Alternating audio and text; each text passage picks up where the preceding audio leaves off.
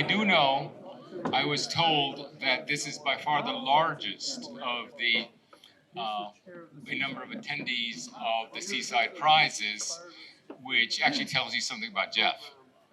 And I have met all sorts of people uh, that have come that I haven't seen in years, and not just because of COVID, because of Jeff. So Jeff, it's very impressive the number of friends that you've made that have come to celebrate you. You know, that really is evidence of an enormous influence that you've had. People are really, really come a long way.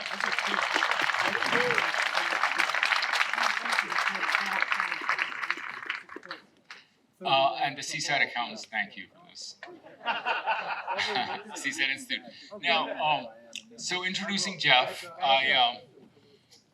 introducing people becomes ever more difficult because there's Google.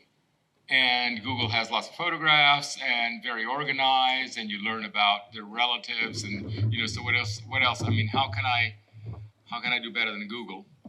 And but at one point, my brother said, Douglas, he said, well, you can be more interesting than Google by only speaking about the interesting things. So skip anything that is not interesting. And that is what I intend to do, just speak about a few things I know about Jeff which are interesting, and then leave it at that. And then he will, I think you know him as well as I do. Just a few things. By the way, this is not the order that I engage this, but I'll put it in chronological order. So I met Jeff, who was,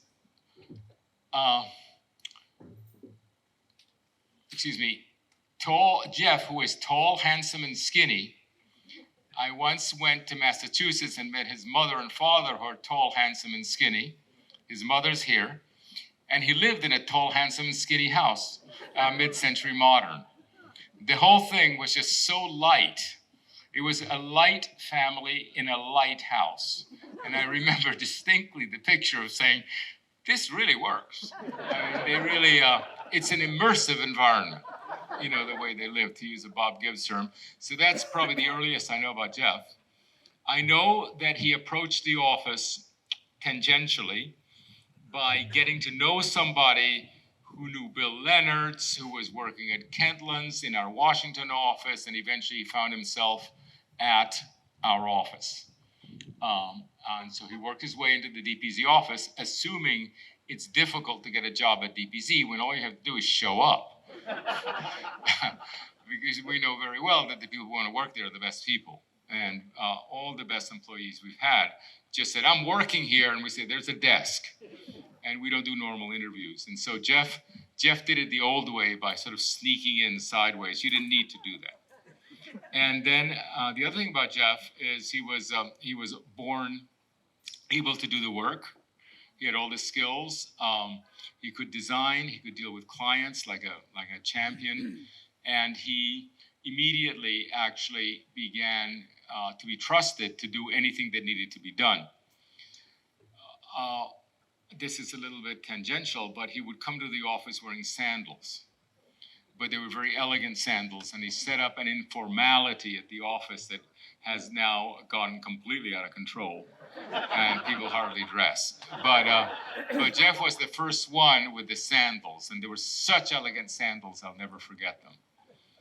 The other thing about Jeff is that we trusted him to do projects so thoroughly by himself that there's some of them I don't even know about. Like, for example, I remember there's this wonderful project in Mexico that's built that I've never seen and that I know very little about. We still get credit for it, DPZ does. And it's apparently wonderful and large and wonderful, and I hardly know anything about it. And that's the extent. That has a lot to do with what happens at DPZ when we trust people. They just go off and do it. And Jeff was certainly one of those. Here in Rosemary Beach, that was one of my charrettes, but Jeff was there as the project manager, and we designed the southern part of Rosemary Beach. And we all knew that the northern part would be absorbed because all these successful projects want more land. The developer never thinks so. They say, no, leave that alone. I'm not going to pay for it. So Jeff on his own, designed the extension of Rosemary Beach to the north, which is actually smaller than the southern part. And it just, when the developer actually bought it, it was there, everything matched, and it's a beautifully elegant plan because actually it was pre-designed, and Jeff did that secretly. And the Skunk Works, it was a Skunk Works where we were working for the developer in the south part, and Jeff was doing the north part. And that's sort of an interesting story because it is an incredibly elegant plan. And it would have just been kind of half a plan if he hadn't done it. At one point, Jeff would have, if he'd remained at DPZ, would have there's no doubt he would have become a partner. We now have 5 younger partners. But he would have become a partner, but he received this fantastic offer for the NEA to actually come to Washington and run, I think, the architectural section. And that was a pretty big deal for a young man, you know, and he asked, what do you think? I said, look, Jeff, that's too good to turn down. But before that time, he had the idea that Liz and I had several lectures that were very refined just from repetition. That's what happens. Lectures get better and better. And he said, you know, we should turn this into a book. And he grabbed the transcripts of the lectures, I think 8 of them or 9 of them, and took the transcripts and turned them into an incredible book called Suburban Nation. And that book actually has sold about, I think at last count, 120,000 copies in a field that you're lucky if you sell 3,000. 120,000, and actually people have told me that it's the 3rd best-selling planning book of all time after Jane Jacobs and Chris Alexander's Pattern Language. And that's very interesting because they've had 10 and 20 years. They were 10 and 20 years earlier. And it is such a legible book. It is so, the way to explain it is, I said, well, yeah, it's written at a high school level, but it isn't. It's just so intelligible and so easy to read that actually many high school students read it, as well as all sorts of adults and mayors and sophisticated people. So it's got this tremendous range, beautifully written. And then the second one, and Mike Lydon, Jeff was such a good writer that we said, we've got to have a special position at DPZ called the Williams College position. We want more Williams graduates. And indeed, we actually had a sequence of Williams graduates where they really know how to teach English. And I could go into who they were. But Mike Lydon came, and he was another one of these guys that we said, listen, we've got this book somewhere lying around DPZ, both in hardware and software. You can interview people. There's all this writing. It was actually based on a little instruction manual that Jeff wrote for Onondaga County in New York State. And it was a little instruction manual to explain to people why we were doing things. And it worked. It basically answered all the questions people had. And I've always thought, the minute I saw it, that this could become a little manual so that we wouldn't have to continually keep answering the same questions over and over again. One of the things about a charrette is that people ask the same questions and you get tired of explaining all about them. So it's, I don't know whether it has 70 single-page explanations. And although, Mike did a hell of a lot of editing, and I too did a hell of a lot of editing, I basically cut it down by half. But essentially, that was Jeff's writing, because it was that little manual for the folk in Onondaga County. So that's the source of that. And then after the NEA, he met his Alice there and I'll never forget, he met her in a transit station, a platform waiting for a train from Baltimore. It's kind of detail that works. And then they had a couple of kids that I love already. They look just like small Jeffs. And I can't wait. I never really speak to young people. I don't connect very well. But when they're 20, I take them to Paris. And then I become the favorite uncle, without any doubt. So I look forward to them. They're so elegant and so nice. I really love to do that, to be around to do that. But that's Roman and Milo. Milo pronounced Milo. And And so Alice is here, and Jeff is here, and I think that's about all I know about you. Oh, one more thing.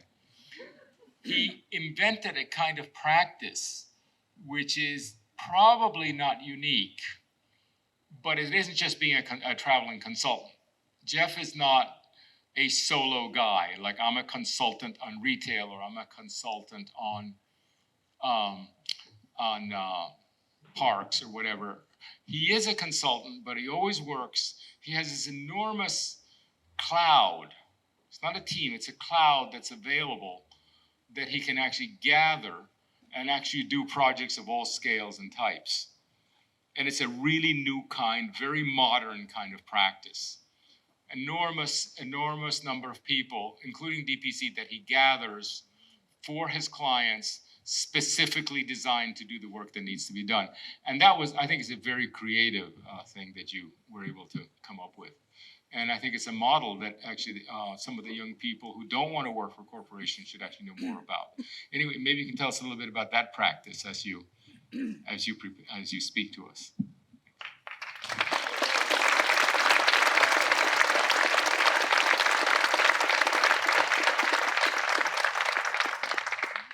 Thank you, Andres. And true to form, the computer has shut down. So I need someone to restart the laptop for me. Oh, got it. Are we up? Yep. Wonderful. Okay. Well, thank you. Where's my key? Do I get that after? Oh, I have to give my talk first, and then I'm rewarded. Okay, I'm going to sing for my supper. Tonight, thank you so much, Andres. I will be thanking you more through the course of my discussion. Do I sound fine? Yes. Okay. Tonight will be a multimedia extravaganza. I will be doing a PowerPoint, which I didn't initially plan to do. And by the way, I see it's 6:24 p.m. If at any point people are bored, start standing up. I've prepared more material than I have time to give, and we'll just see how it goes. But I actually, at a certain point, I might ask whether you want me to stop or not. Because there's one part at the end that's maybe 10 minutes long that I'm iffy on. But I was first going to just give verbal remarks and do some readings from the projects I'd worked on with Andres and on my own and my other co-authors. But then I thought, well, that idea could use a picture, and I've got a funny picture for that. And I started putting together what has become another of my multi-hundred-page PowerPoints. So there will be, it's only I think 100 slides. So there will be a slideshow, as we used to call it, and there will also be some small readings, and maybe one long one if there's time for it. So I wanted to say that I'll be telling the story, I'll be telling the history on my own that Andres introduced, but in my version, I was welcomed to DPZ, and I was trucking along doing my work in my first month or two in the office, and I can identify the precise moment at which I caught Andres' attention and became more significant at the firm. And it was during my very first charrette, which was the Naples 5th Avenue South charrette. Now, I'm not sure why these pictures are black and white. We had color film back then, but this is what 5th Avenue South looked like before DPZ. Tom Lowe ran the charrette, and DPZ came in. Many of you are familiar with what Naples looked like 15 years after that charrette, maybe sooner. One of so many projects where places were utterly changed by a DPZ charrette. But there was a reporter named Eric Statz at the Naples Gazette, or whatever it was called, and he was writing these strangely adoring, yet sycophantic, yet critical articles.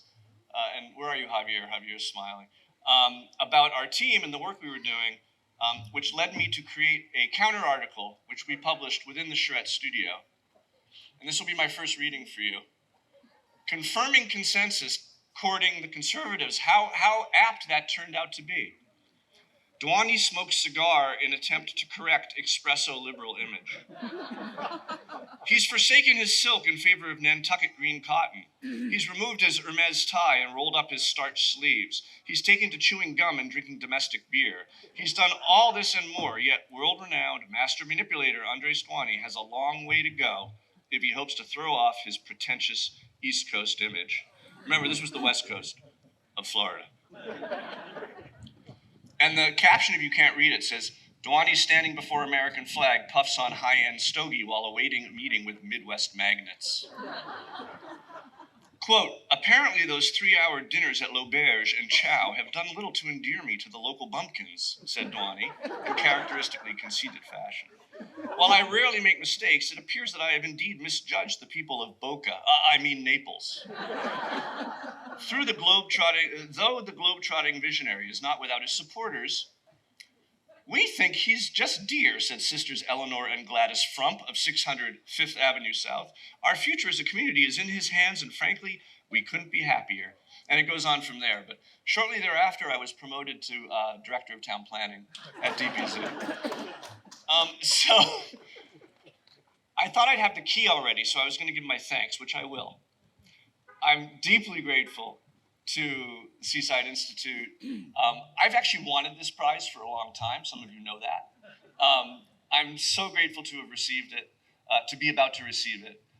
And as you'll hear from my story, receiving a award from Seaside means more to me than you might imagine. I want to take a minute to thank today's amazing speakers, Chuck Marone, Rodney Ellis, and Mike McGinn.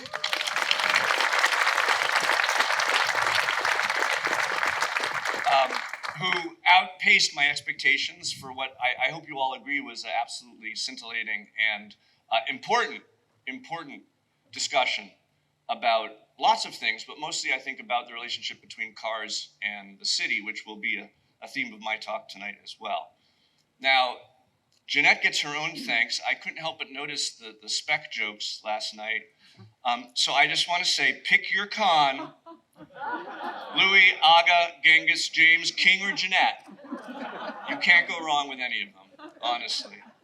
And I want to acknowledge not just Andres, but Liz. And unfortunately, she couldn't be here for family reasons, but I really hope that it is remembered that I'm as grateful to her as to Andres. And although I worked more with Andres than with Liz, because she was dean at UM during most of my tenure at DPZ, it was her writing and thinking and her participation in a lot of the work that I did on Suburban Nation that was just as important as Andres's. In fact, it was Liz, not Andres, who edited with me page after page after page of Suburban Nation. And Andres just said, if it's okay with Liz, it's okay with me. And then he changed his mind later. There is a story that may be true about Frank Lloyd Wright, that he was at a lecture at a university and a young student came up to him and said, Mr. Wright, please give me your advice. I want to be a great architect, not a good architect, but a great architect. What should I do? And he said, choose your parents wisely. And I've been so lucky in my choice of parents. My father, unfortunately, couldn't be here because he died almost exactly 2 years ago. He would have been so proud, but I can say he was already so proud. He got to see, what I had done, and it made him super happy. My mom is here. I won't ask her to stand up, but raise your hand. Gail Speck, many of you have met her.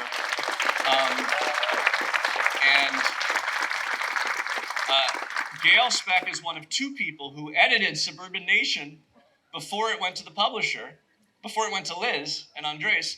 The other is my brother Scott Speck, and if I can give a plug for your nearby Mobile Symphony, Scott is the music director in Mobile. And he also, I owe a lot to Scott, but he also edited Suburban Nation. None of what I've accomplished in the last 15 years would have been possible without my wife Alice, shown here at Rosemary Beach, breaking the rules as we like to do.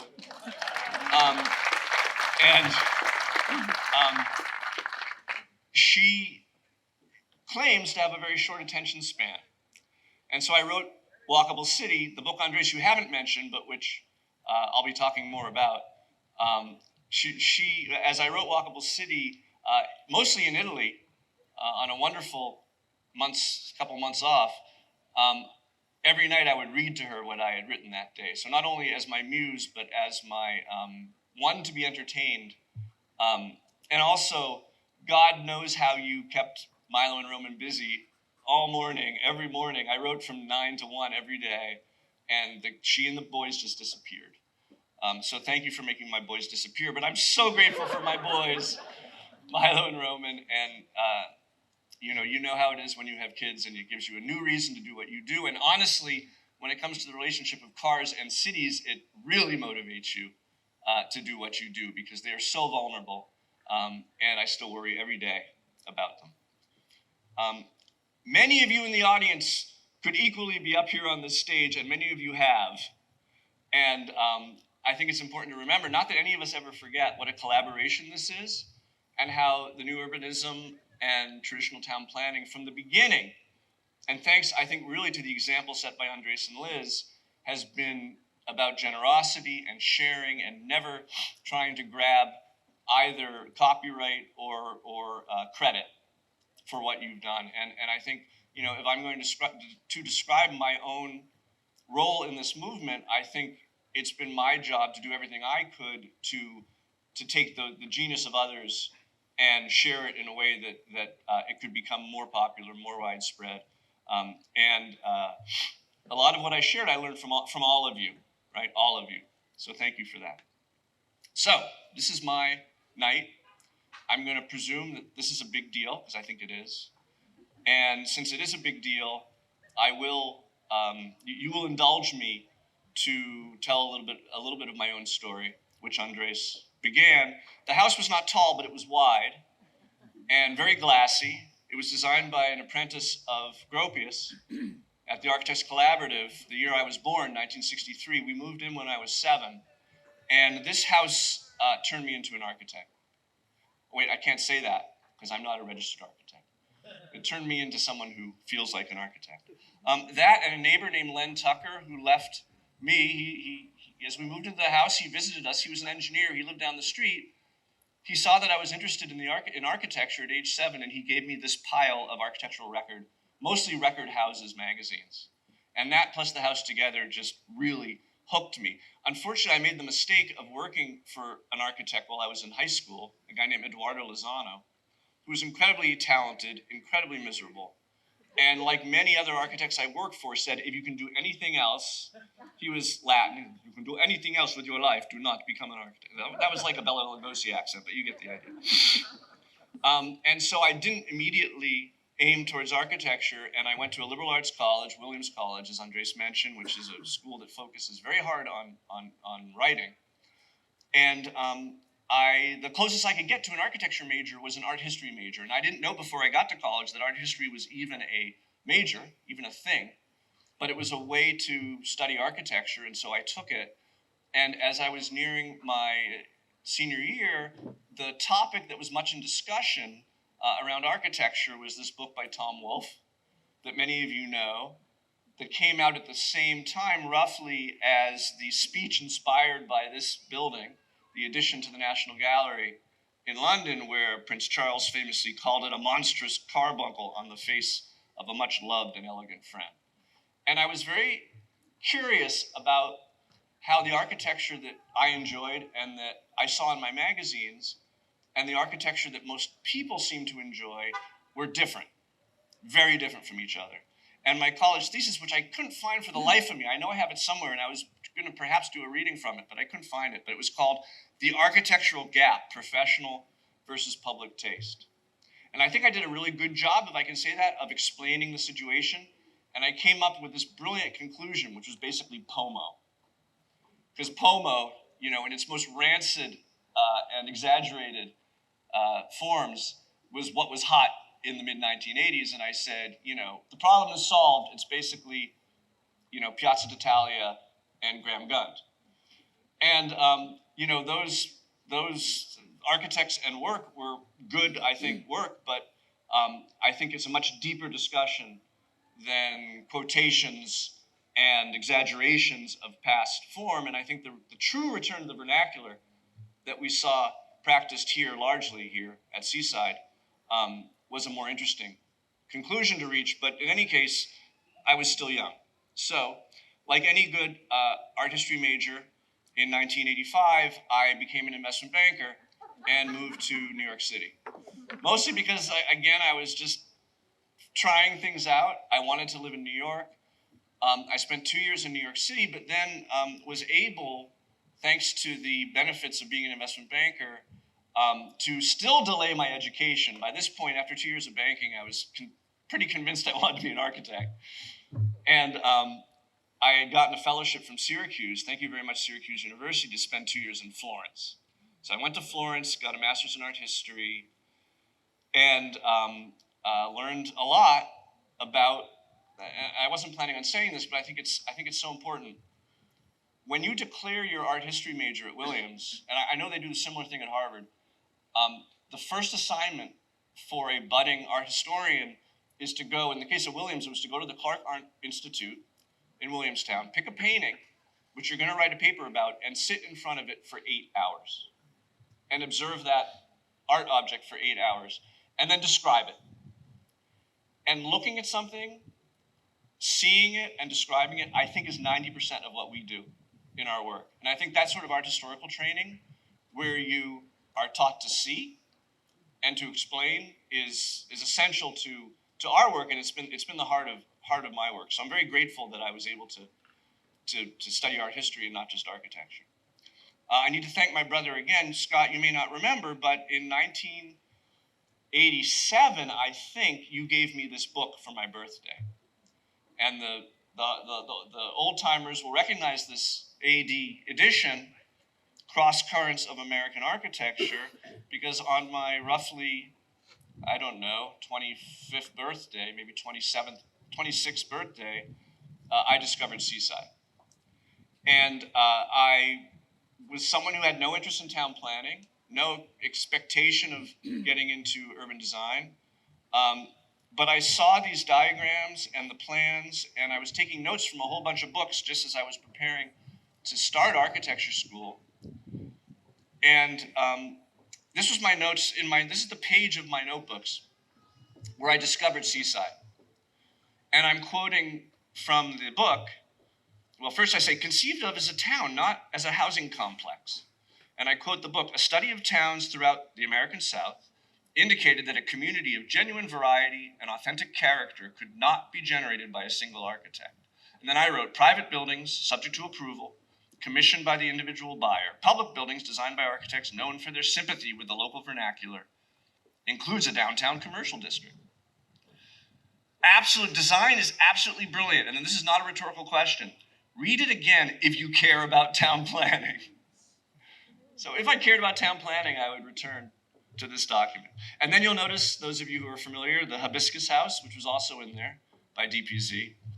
And then strangely, the next architect in the book was Thomas Beebe, and the quote that I chose to remember of his is so appropriate to everything else we're talking about. It says, our fractured inheritance must somehow be reunited and charged with meaning if our cities are going to speak again.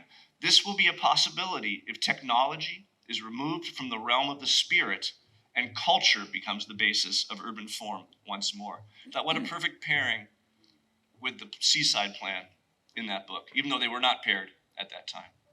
So, about a year later, 1989, and this is interesting because it feels like yesterday to me, honestly, and I guess it's a function of age, but 1989 feels like just so brief, and I had to think about it and realize that today is to 1989 as 1989 is to 1946.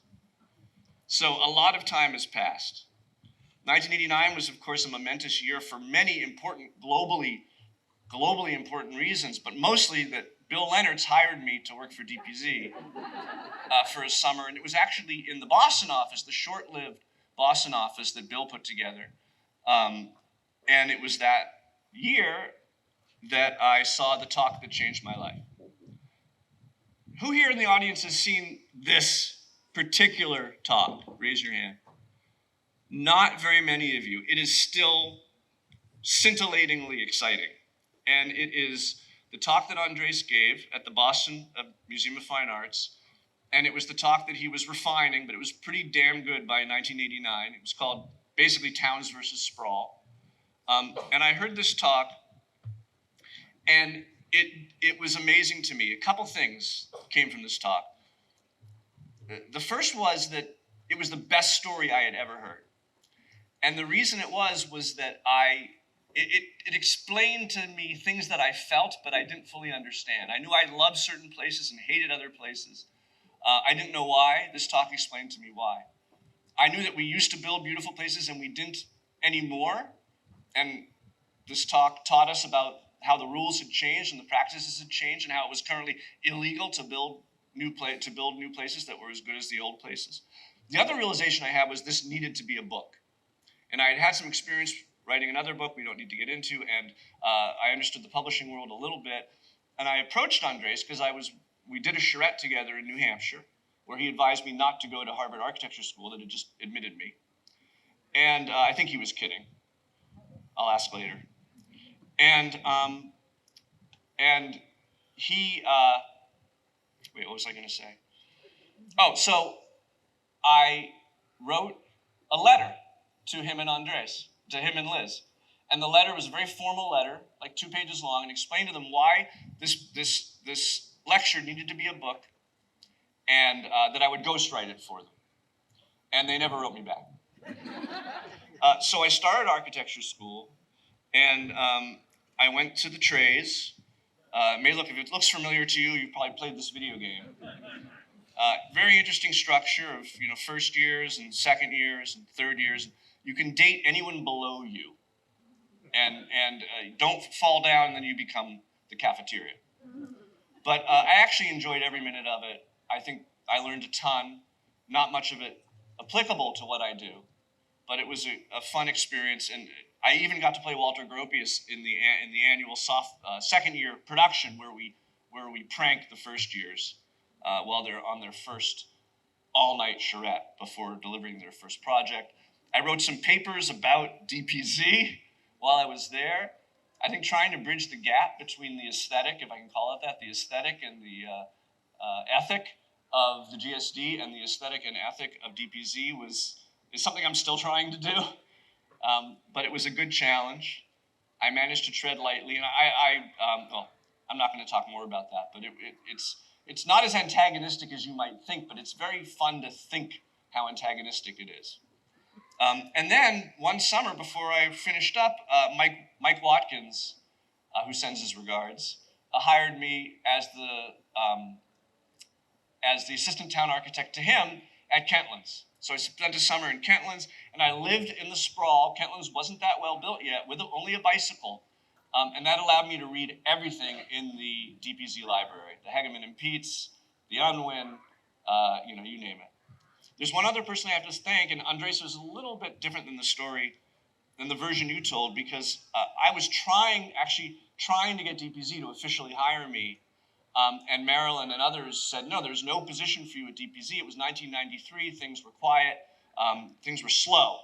And bless his heart, Scott Hedge quit to become a real estate developer, opening up a position now for me to join DPZ immediately and become a project manager in 1993, I joined DPZ. Fortuitously, that same season, maybe that same month, was DPZ's first trip. They're doing another one right now, as you're aware, but it was one of their first big trips where they grabbed the whole firm and brought them to Seaside. And I had, of course, only read about Seaside, never been to Seaside. I'm not sure how you all traveled up here. This time, I suspect it was quite different from 29 years ago when we got on one of those buses where you don't want to be near the smelly bathroom. And we rode through a very cold night, overnight, and we arrived at Seaside as the sun was rising. And the tension was mounting, and the spirit was incredible. And then one of the nieces or nephews shouted, "It looks just like Disneyland." And we just buried our heads in our hands, but the experience was not disappointing. And you may recognize Javier, Dan Morales, Galina, and Yvonne, as well as a slightly fitter me. in this picture. So the next thing that happened in 1993, this amazing year, I landed at DPZ at the exact right year, because in 1993 was when Andres and Liz, along with their compatriots, put together the first 4 congresses for the new urbanism. And my next writing job, after having knocked it out of the park with that Naples article, was to edit Andres's text for the welcome, the justification for the CNU. So this is my next reading, and I'm really reading the work of Andres through me, but it's great. It thus might seem that the victory of the new urbanism is at hand, but the current situation also contains the seeds of its destruction. The commercial success of projects designed according to these principles has resulted in superficial emulations for marketing purposes. This is not to say that designers and developers have been malicious, rather that they have misunderstood the principles. As a result, the public can now buy conventional suburbia styled as villages or neighborhoods, which the press proclaims as representative of the new movement. This inability to discriminate between the new urbanism and its hollow imitations will, over time, result in the conclusion that its promised social, economic, and environmental benefits have been false. The movement may then be seen as just another fad. This is a crucial time of transition from practice by a few to acceptance by the mainstream of the professions. The situation requires that standards be set so that those who insist on producing their ersatz are marginalized. Here I wish my voice was even deeper. But that was the story. Many of you maybe read it and were there. Somehow I missed being in the room, the outdoor living room when this photo was taken. It's pretty easy to correct the historical record. But that was the beginning for me of a full decade spent at DPZ.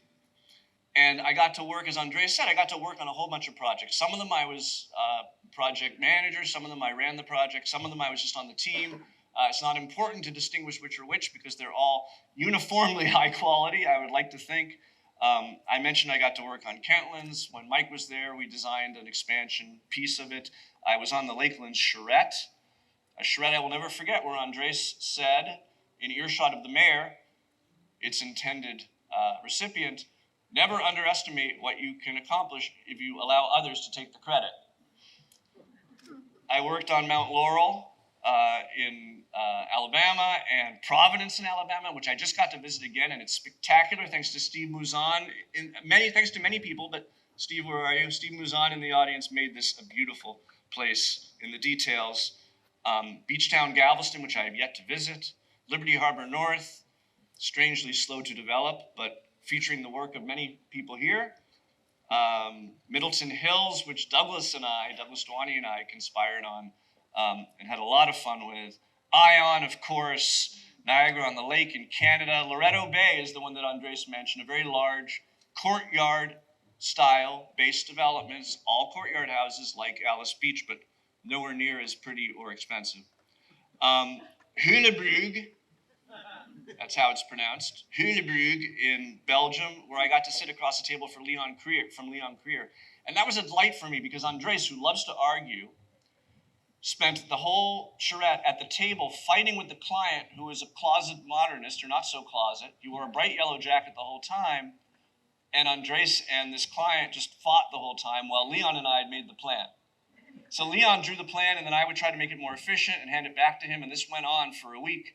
Not that he needed my help, but he generously let me work with him on the same drawings, and it was so much fun and amazing. And then, of course, the much neglected downtown plans, of which DPZ has done many, from Baton Rouge to Fort Myers to Sarasota. And these are all plans that have produced dramatic changes to their cities, as many of you may know. And then my baby, really, Rosemary Beach,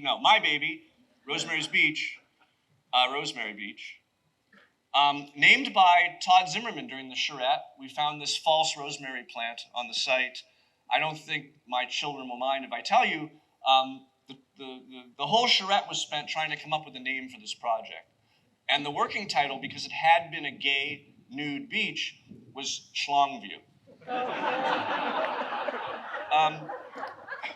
Anyway, I felt like I was at the center of the galaxy, if not the universe, because I was.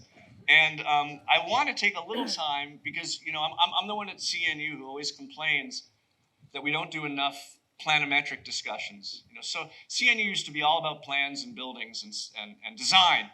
And now necessarily, and I think effectively, it's about development and governance and policy.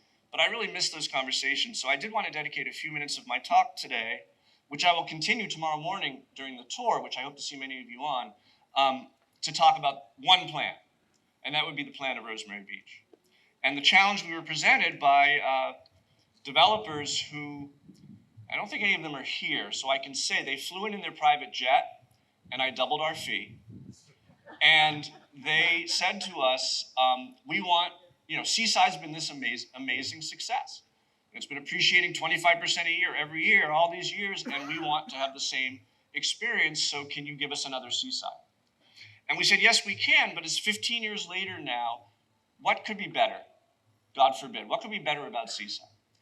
And the first thought was everyone loved the career walks, right? Added after the initial plan, but for many people, particularly the children of the designers, this was the favorite part of Seaside. So we were motivated by that. Simultaneously, Andres visited Maine and saw some boardwalks that he fell in love with. That happened a little later, but the idea that career walks would feature prominently was important. Secondly, was this idea that you bring your car to Seaside and you park it and you never use it again. So why is it out there in front of your house? And since Seaside, Andres and Liz had rediscovered the alley, and you know, so many projects after Seaside had rear alleys. And of course, as Andres described earlier today, people's vehicular demands were growing. And so we thought, let's add rear alleys and garages to the scheme, and then the final idea of the carriage house on top of the garage. And what's amazing about this, and it was an act of genius on the developer's part, you could not speculate on a lot at Rosemary Beach. You could only speculate if you built the granny flat. So you could buy a lot, build just the granny flat, and sell it a few years later for what turned out to be a ton more money. And almost everyone did it, and that's why the density of the single-family zone, which is most of Rosemary Beach, is double what it otherwise would have been. Brilliant idea. So first we designed the south. As Andres suggested, we suspected the north was coming, but we didn't own it yet, and we actually didn't design it at the same time. So I was the guy as project manager who had the drawing in front of me. I had the May line, I had the sheet, and just I think it's interesting because I've never much heard it discussed. This is kind of how the design process worked at DPZ, at least then. Andres had we all had identified that there was already an existing path on the site from what is now Barrett Square, which you can see there, the green against the top, and to the beach. And so that was a low point that went to a lower point on the beach, which is where people access the beach. And so Andres said, let's make a main street and have it run in this direction. Secondarily, there was concern about the size of the main square at Seaside, as you know, and the admiration for Ruskin Square, and also the recognition that there were no public spaces against the beach at Seaside. So that would be nice. 30A's presence close to the beach in Seaside created certain limitations that were not the case on this site, where 30A was some distance from the water. So the idea was to put a green on the beach at the end of that main street. And then we identified a high point along the beach further down. And Andres said, make the main street here, make an avenue that goes from and actually Andres, this one didn't exist yet, but make an avenue that runs from the entry to the second green. Make a loop road, figure that out. And then I want half the streets to be pedestrian streets and not vehicular streets. And what you see here, if you start from the left, is it varies through the plan, but it's essentially an A-B-C-B-A poetic rhythm of street, alley, pedestrian path, alley, street that runs through the plan, so that about half the streets are pedestrian paths. And as you may be aware, after this project, more and more, the plans that we do, that DPZ does, that I do with DPZ, tries to make about half the streets pedestrian because of the incredible pleasure of those spaces. But this led to some interesting reactions. One of them from Peter Katz, amazing ally of our movement, member of our movement, leader of our movement, who coined the term the new urbanism. And he said, I cannot buy a lot at Rosemary Beach because it's Radburn. And what you see here, particularly if you look at the top of this slide, are the cul-de-sacs of the alleys. And it looks a heck of a lot like the Radburn plant. Radburn, New Jersey, not a bad project in and of itself, but the forefather of sprawl, the forefather of cul-de-sac sprawl, because what happened in Radburn was the idea was there were these pedestrian paths between each house, but the houses would be served from the back by these cul-de-sacs that were strictly about vehicular movement and storage. But they got the code wrong at Radburn, and the houses were, I used to say Radburn wasn't coded, but in fact Radburn was designed tremendously precisely, but with a misunderstanding that if you pulled the houses up to the street and distanced them from the pedestrian paths, they would not really front on the pedestrian paths. And so you can see how it looks from the air, and the paths are lovely, but they're this leftover backyard space, more like a career walk and not like a street at all. And the streets, which is where everyone ended up hanging out, became the precursor of the cul-de-sac with cars and driveways, curb cuts everywhere, no sidewalks. And you can see how that's kind of how this plan looks. But what we knew to do, what DPZ knew to do from their experience coding and pulling buildings up to the street was to, as you can see in this plan, to make sure the buildings lined the boardwalks, 20-foot right-of-way, porches right up against that right-of-way, 20 feet tall, a perfect one-to-one streetscape. These are early images taken maybe 4 years in. Of course, what happened at Rosemary Beach also happened here at Seaside, where when you block the wind, the scrub, which you could so easily ignore, became beautiful trees, olive trees and oak trees and magnolias that now hide all the architecture that we work so hard to make beautiful. But this is what these paths look like now. And they really are fronts, and these are, I think a point I want to make, particularly for Chuck and Jeanette, these are streets. I mean, they are just as much a street as any other street. They just don't have cars on them, and they're so much better for that reason.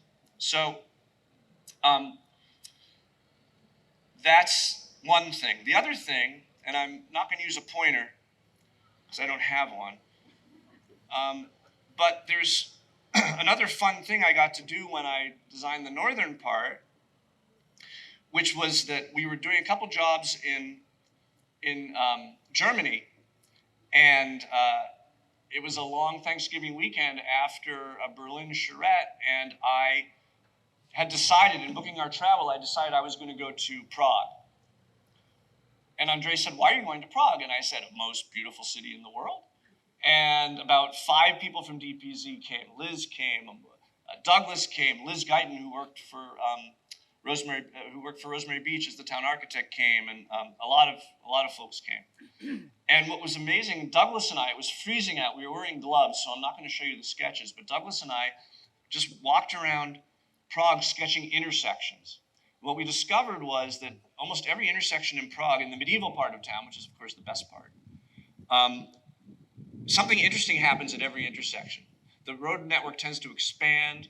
There are setbacks and angles and extra space, and almost every intersection is celebrated in some way.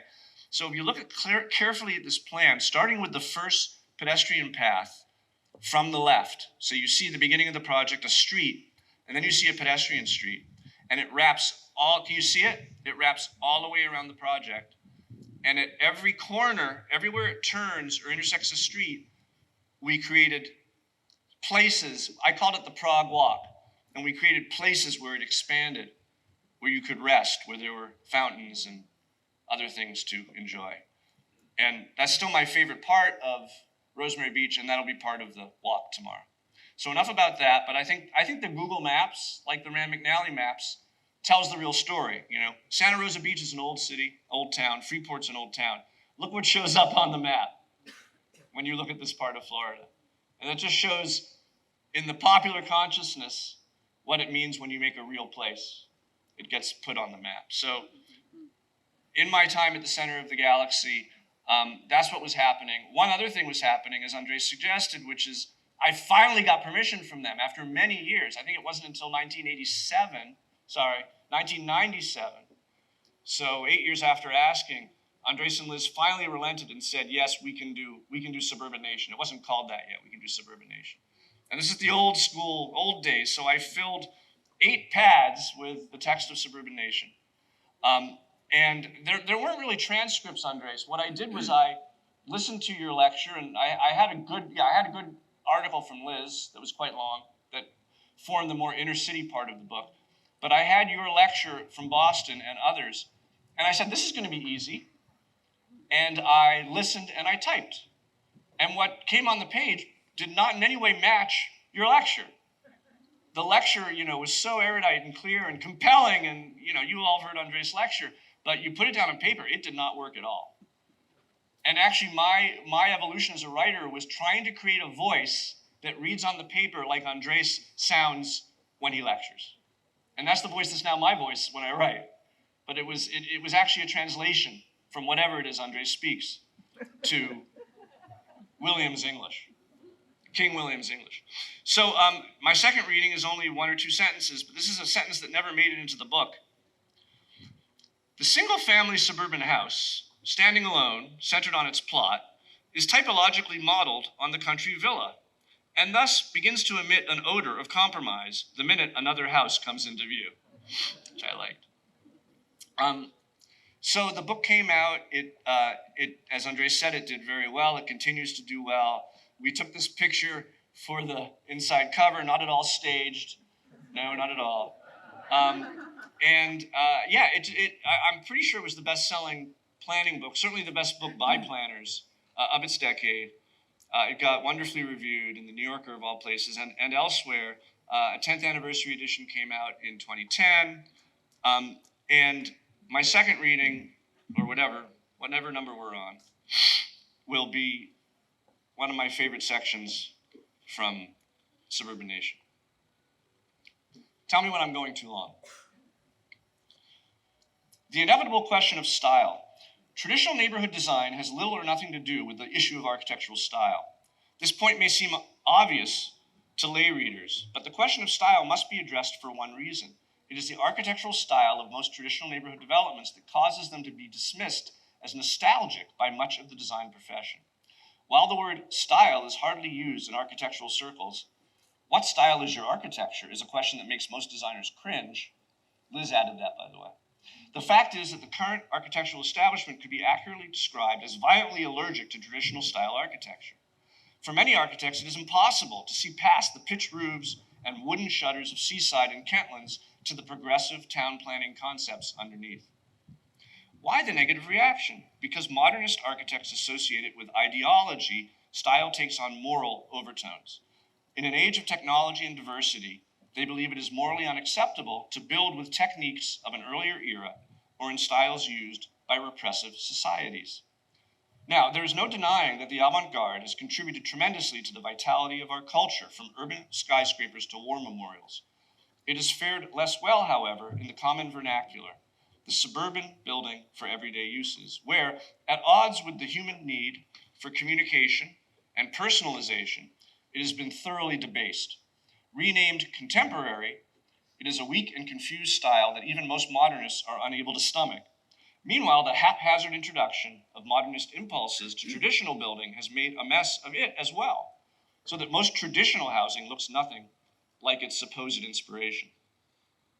As a result, there now exist essentially 3 different types of architecture: cutting-edge modernist, authentic traditional, and a gigantic middle ground of compromise that includes lazy historicism, half-hearted modernism, and everything in between, most of which could be called kitsch. While cutting-edge modernism hasn't proved popular for monuments, commercial structures, has proved popular for monuments, commercial structures, some apartment buildings, and the spectacular houses of well-to-do patrons, it has not penetrated the middle-class housing market. And remember, this is before Dwell magazine. The vast majority of home buyers are only interested in traditional architecture or, sadly, the middle ground of compromise. It is on this ravaged battlefield that the campaign for traditional town planning is being waged. Most of our audience, the citizens and public servants who must approve our projects if they are to be built, do not appreciate or trust modernist architecture. To present the ideas of neighborhood design in an underappreciated modernist vocabulary would bring them up against insuperable skepticism, even more than they already face for being different. It is hard enough convincing suburbanites to accept mixed uses, varied income housing, and public transit without throwing flat roofs and corrugated metal siding into the equation. Some critics think of this as pandering and suggest that we are playing to the lowest common denominator. For them, we are absolutely forthright in affirming that when necessary, we are prepared to sacrifice architecture on the altar of urbanism, because all architecture is meaningless in the absence of good urban design. Behind 6 acres of parking, a true cantilever is no more ethical than a fake arch. I'm very proud of that, by the way. So here's what happened with Suburban Nation. People saw this book and they saw our 3 names at the bottom. And if they didn't know, they didn't realize that Andres and Liz were the teachers and I was the student. And all sorts of opportunities were afforded me that would not have otherwise come my way. And one of them was the opportunity to go not to the Trump Hotel, but what was the US Post Office in Washington, D.C., and take over the design discipline at the National Endowment for the Arts. Amazing opportunity. Andres and Liz they responded in characteristic fashion, which was first they both said, we can't let you go, we need you. And then Liz immediately said, you should do this, it's good for you. And Andres said, that fucker who's running the program now needs to be replaced, so you need to get up there. And so I did. And I got to move here, and you all know what it means to visit and spend time in a tremendously walkable place like Washington. The program that Andres was referring to was the Mayor's Institute on City Design, which is such an incredible program. Mayor Brainerd is here. He's participated in it. So many American mayors have, many hundreds by this point. It was founded by, among other people, well, Jack Robertson, Adele Chatfield Taylor, and Mayor Riley, Seaside Prize recipient, who, as he claimed, woke up one morning, smacked his forehead, and said, "Oh my God, I'm the biggest urban designer I'm the principal urban designer in my city, and I need to know urban design better." Every 2 months, and I should say Ron Bogle is here, who ran the American Architectural Foundation, and together he and I ran the Mayor's Institute.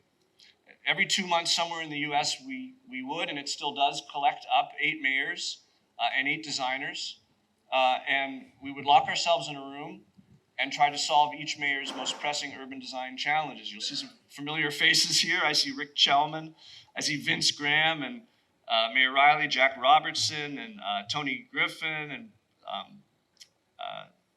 Will Bruder. I had a lot of fun introducing modernists to the Mayor's Institute. Alex Garvin, Donlin Linden. I'm not sure what I did wrong on this particular day.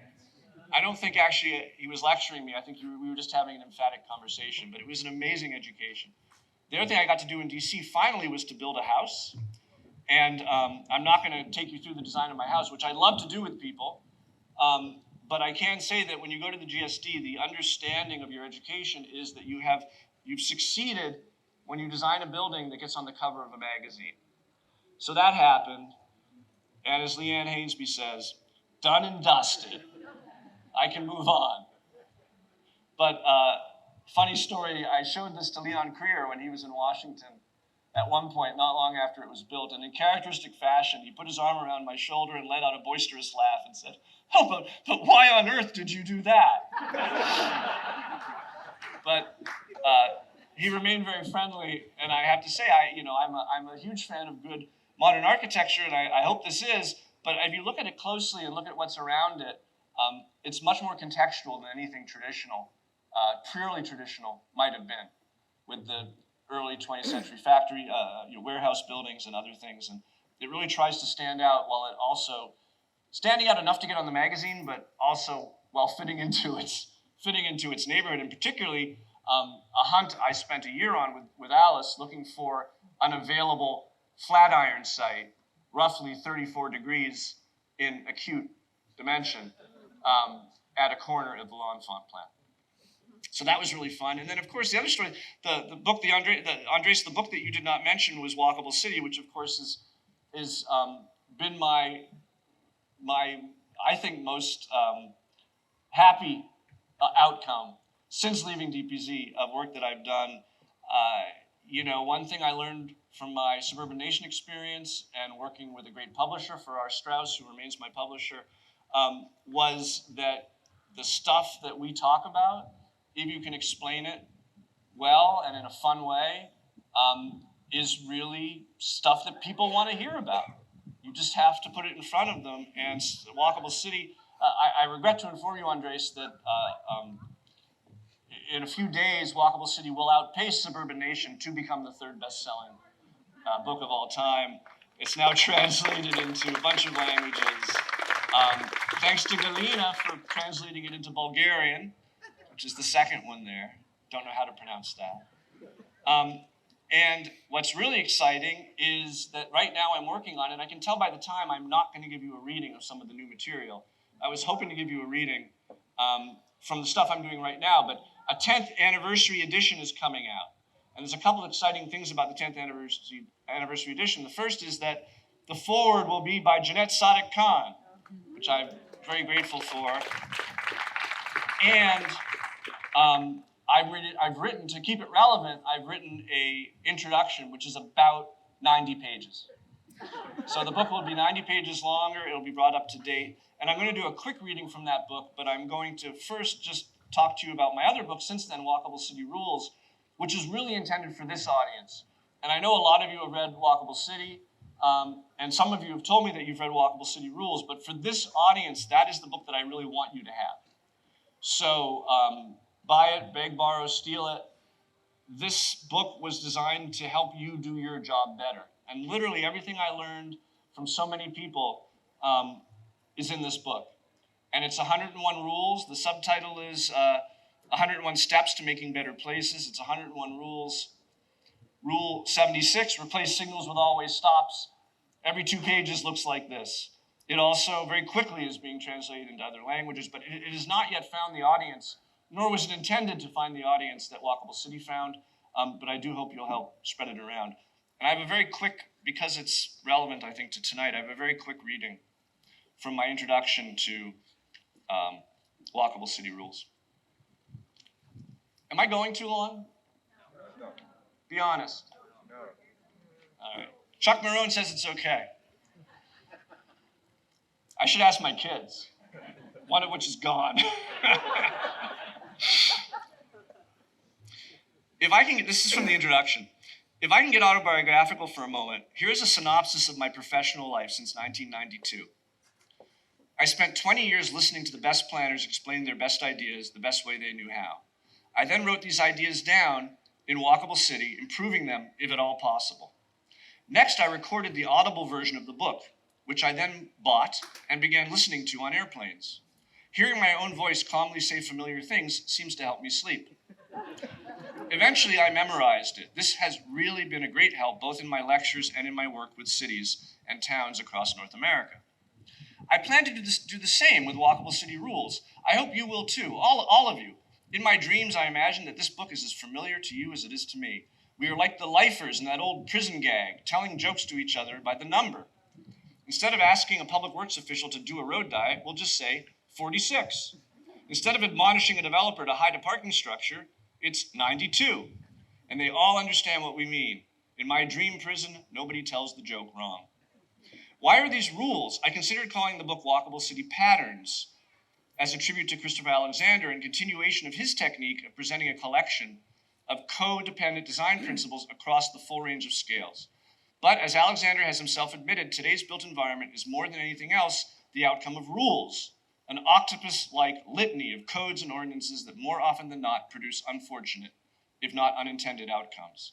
You can't fight rules with patterns, so rules it is.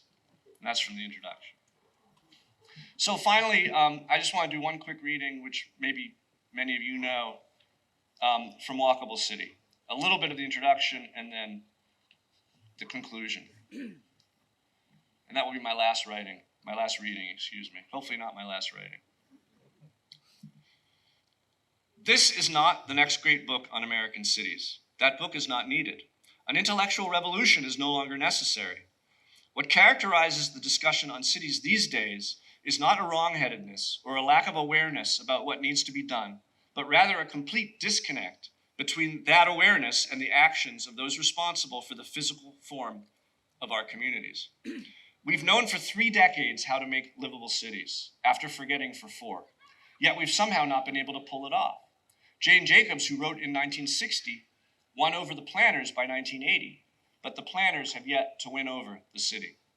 Certain large cities, yes. If you make your home in New York, Boston, Chicago, San Francisco, Portland, or in a handful of other special places, you can have some confidence that things are on the right track. But these locations are the exceptions. In the small and mid-sized cities where most Americans spend their lives, the daily decisions of local officials are still, more often than not, making their lives worse. This is not bad planning, but the absence of planning, or rather, decision-making disconnected from planning.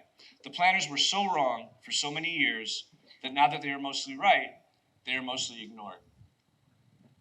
And then finally, and a number of you are here from different downtowns that I've worked on, and you know that's been the focus of my practice for a number of years. This is a part of the piece called Downtowns First, which is the last part of the book. Most mayors, city managers, and municipal planners feel a responsibility to their entire, and by the way, I don't want to give him too much credit, but this is almost a paraphrasing of Andres. Most mayors, city managers, and municipal planners feel a responsibility to their entire city. As a result, they tend to sprinkle the walkability fairy dust indiscriminately. They are also optimists. They wouldn't be in government otherwise. So they want to believe that they can someday attain a city that is universally excellent. This is lovely, but it's counterproductive.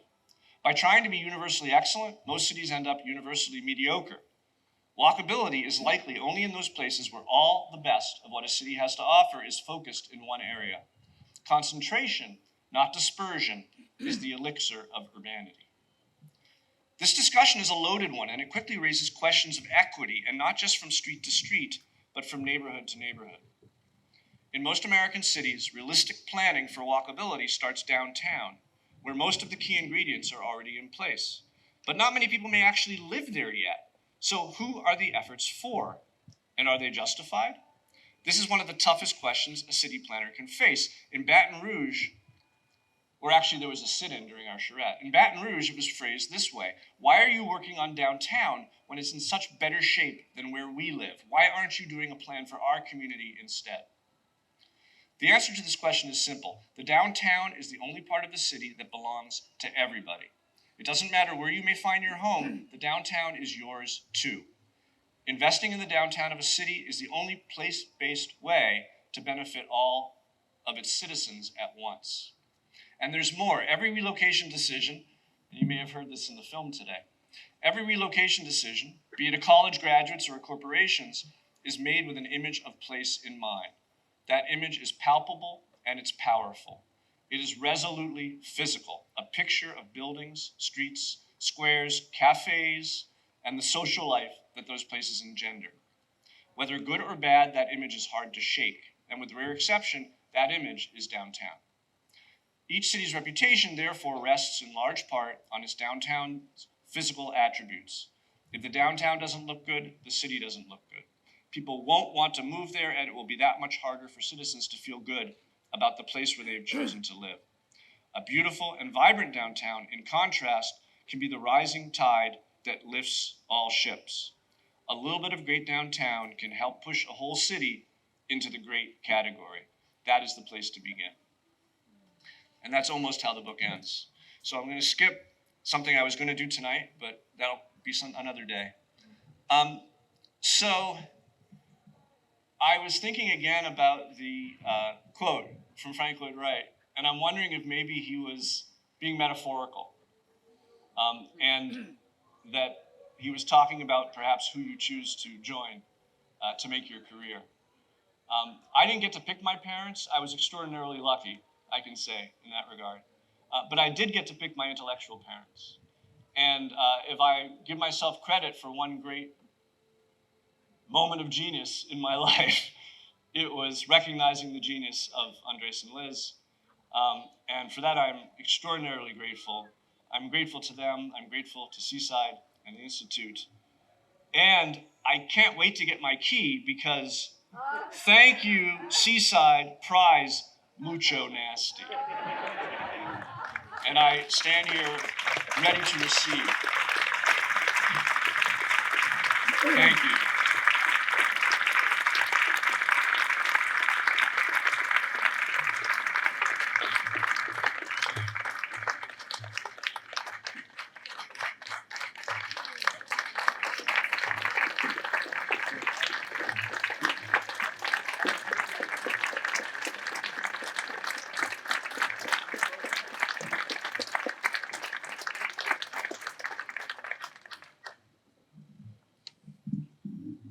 Well, you really actually deserve this key. That was an inspiring talk. That was truly wonderful.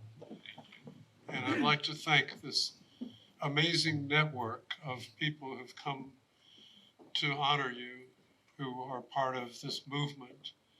We've really begun to make a dent in the world, and what you're doing now is making a much bigger dent. Thank you. Let's go.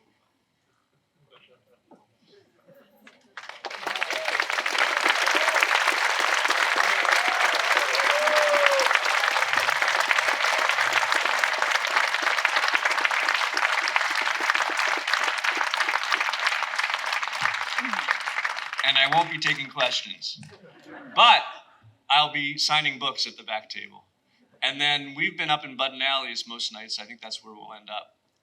So I hope to see you all night. And then tomorrow, please join the tour of Rosemary Beach and Alice Beach. Thanks again.